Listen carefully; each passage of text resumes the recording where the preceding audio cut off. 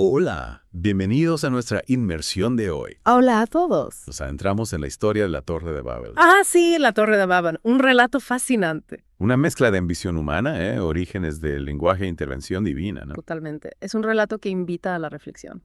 Sobre la naturaleza humana en nuestra relación con lo divino.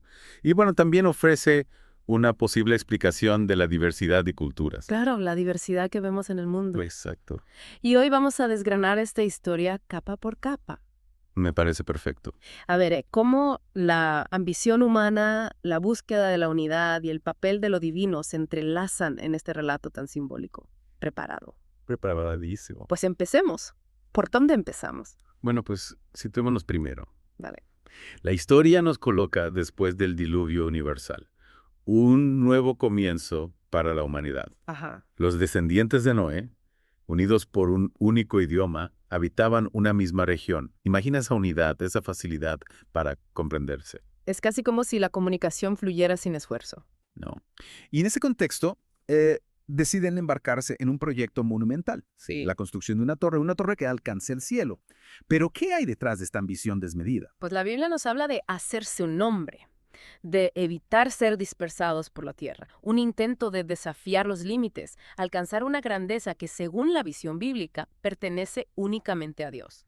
Entonces, podríamos decir que la torre se convierte en un símbolo de la arrogancia humana, una representación de esa autosuficiencia que les lleva a creer que pueden eh, eh, alcanzar el cielo con sus propias manos. Totalmente. Es fascinante cómo la historia nos presenta una dualidad en la motivación. Sí. Por un lado, el deseo de unidad, Ya. de construir algo juntos, un objetivo noble en sí mismo. Pero, por otro lado, la sombra del ego, la búsqueda de un poder que rivaliza con lo divino. Una unidad que, en lugar de basarse en un propósito común, ¿no?, y genuino, se sustenta en una ambición desmesurada. Claro. Es aquí donde entra en juego la intervención divina. Exacto. Dios observa el proyecto y decide actuar. La unidad que habían logrado era poderosa, sí, pero también potencialmente peligrosa si se descontrolaba. Es como si la historia nos advirtiera sobre el peligro de una unidad basada en egoísmo y no en el bien común. Y la acción de Dios es, digamos, bastante drástica. Confunde las lenguas de los constructores, creando una barrera de comunicación insuperable. De repente el entendimiento mutuo se desvanece y el caos se apodera del proyecto. ¿Te imaginas el desconcierto? Es fácil imaginarlo. Imagina el bullicio de la construcción, las órdenes que de pronto nadie entiende, la frustración apoderándose de todos. La torre, símbolo de su ambición, se convierte en un monumento a la incomunicación. Y de ahí el nombre Babel, que proviene del hebreo Balad, Ajá. que significa confusión. Una palabra que ha resonado a lo largo de la historia como símbolo de la desunión y la falta de entendimiento.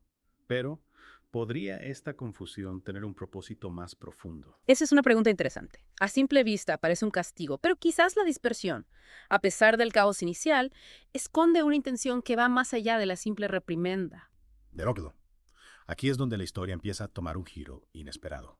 En lugar de ver la confusión de lenguas solo como un castigo, podremos interpretarla como un acto que paradójicamente impulsa la diversidad.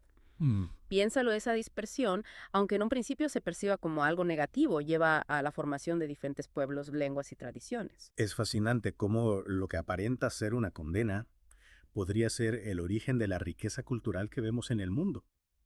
Podríamos decir entonces que la historia nos invita a reflexionar sobre la diversidad como parte del plan divino y no como un accidente o una consecuencia negativa. Exacto, en lugar de una única torre que desafía al cielo, surgen múltiples caminos, múltiples formas de expresión.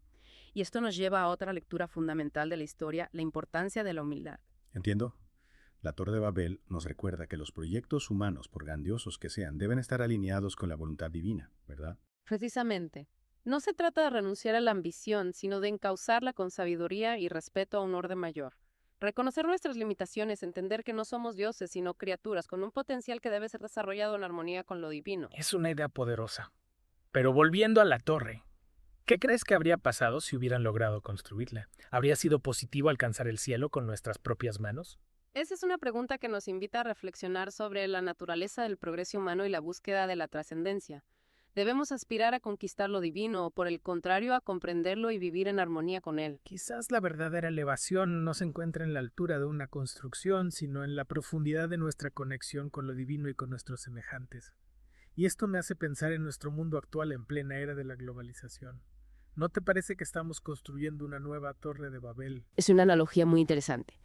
Piensa en la tecnología que nos conecta de maneras que antes eran impensables.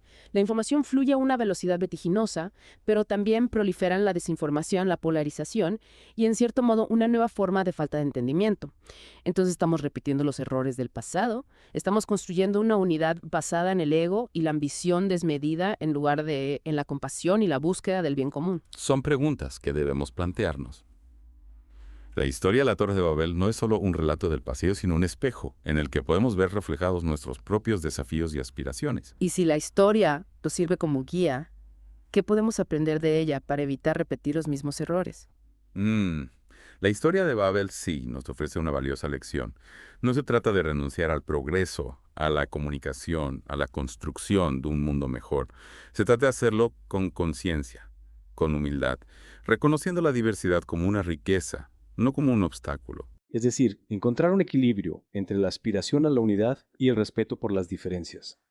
Reconocer que la verdadera conexión no se basa en la uniformidad, sino en la capacidad de dialogar, de comprender, de valorar al otro en su singularidad. Exactamente. Y eso nos lleva a la pregunta final, la que queremos dejar resonando en tu mente. Si la dispersión de las lenguas y culturas fue parte de un plan divino, ¿cuál podría ser el propósito último de esta diversidad en el mundo actual?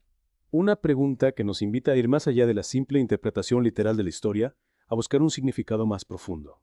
Una enseñanza que trascienda el tiempo y el espacio. Quizás la diversidad nos ofrece un abanico de perspectivas, de talentos, de formas de entender el mundo y de relacionarnos con lo divino. Quizás la clave está en aprender a escucharnos, a colaborar, a construir puentes en lugar de torres que nos aíslen. Encontrar la armonía en la diferencia, la unidad en la diversidad. Un desafío complejo, sin duda, pero también una oportunidad para crear un mundo más rico, más justo, más humano. Esa es la reflexión que te dejamos hoy. Gracias por acompañarnos en esta inmersión en la historia de la Torre de Babel. Esperamos que te haya inspirado a reflexionar sobre tus propias ambiciones, sobre la importancia de la humildad y sobre el poder transformador de la diversidad. Hasta la próxima.